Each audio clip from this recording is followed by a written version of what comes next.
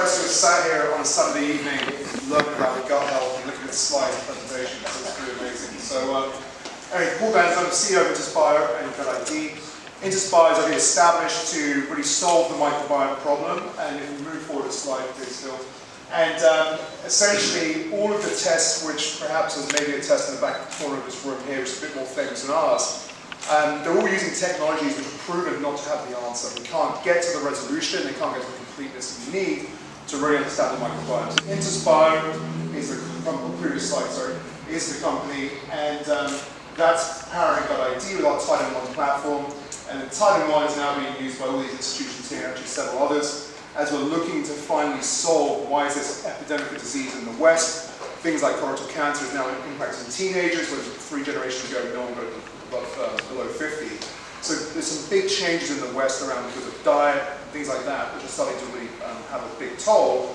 And so we need a new technology to really unravel the mystery of the microbiome. That's what we produce. And we have over 35 peer-reviewed publications to prove that the things I'm about to tell you are true and the technology does work in the way it should.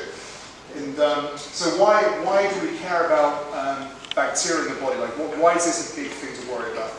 Well, you have 22,000 human genes in your body. You have 2 million bacterial genes. Human DNA is pretty well optimized. We've got 20,000 plus generations of humanity. And less than 10% of cancer comes from inherited human DNA, which is usually kind of a startling fact for people. We already know that over 12% of cancer comes from pathogens, so non-human DNA drivers of that. And whilst human DNA is fixed and we can't change it, bacterial DNA has changed a lot in recent generations because we've had antibiotics on a huge epidemic of use of antibiotics. Diet changes, food production changes, sterile birth, all of these things have massively interrupted the bacteria we get and the bacteria that we have.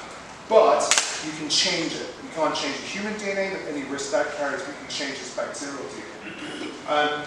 So what's this bacterial DNA doing? Where's it all living? Where's it sitting? Well, the bacteria is very heavily concentrated in the gut. And we often think that the brain is the kind of the sort of supreme node of the body, the central node of the body. It's not the gut. There's a gut-brain axis, gut-heart, gut-autoimmune, and so on and so on. So knowing what your gut bacteria looks like is really, really important because it's driving this huge array of health outcomes across all of these systems in the body. And so really, again, up until now, there wasn't a technology to see that reliably, but now there is with Interspire and with Gut ID tests that we have. So how is this going to change healthcare and why should we be doing this? So the current healthcare paradigm is very much we wait for you to get sick, we diagnose you when you get sick, and then we treat you when you're sick, and we treat you as if the problem, the disease, is the beginning and the end of the problem. That is just kind of the world we live in, and that's kind of how things are, but there's lots of people in this room who are working very hard to change that.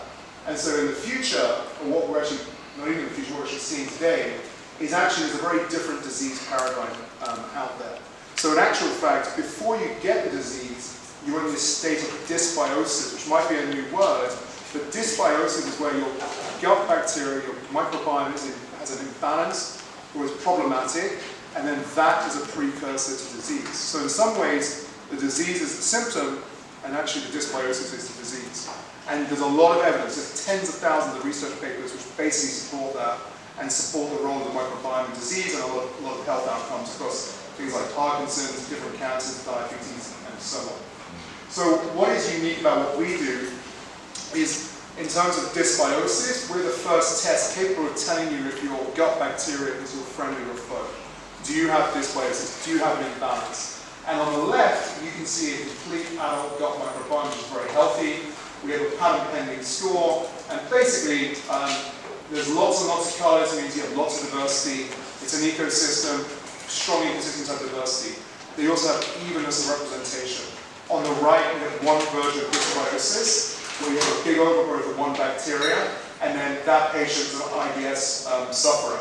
So we're picking these things up, but there's no other way of seeing in healthcare, and then these things are actionable and can be changed. So in terms of Gut ID, it's really getting some traction now. We're working with the folks here at GI Wellness, with Ernie, Dr. Rohan, etc. That's just part of this big movement of people who are starting to realize the power of the test, the power of this data. And even though the microbiome is a fairly recent sort of discovery for modern times, Hippocrates said 2,500 years ago that all disease begins in the gut. And with next generation sequencing and DNA sequencing analysis, we're now starting to see that's probably true. And ICANN is the biggest publication in the UK for functional health practitioners, and they said we can finally see what's going on in there because of gut ID. So I encourage all of you to take your gut health very, very seriously. Come and use the clinic here at GI Bodies to help that. And we also have some discount codes for everybody here tonight to go test with a discount, and we encourage you to do that. So thank you very much again to our host. And,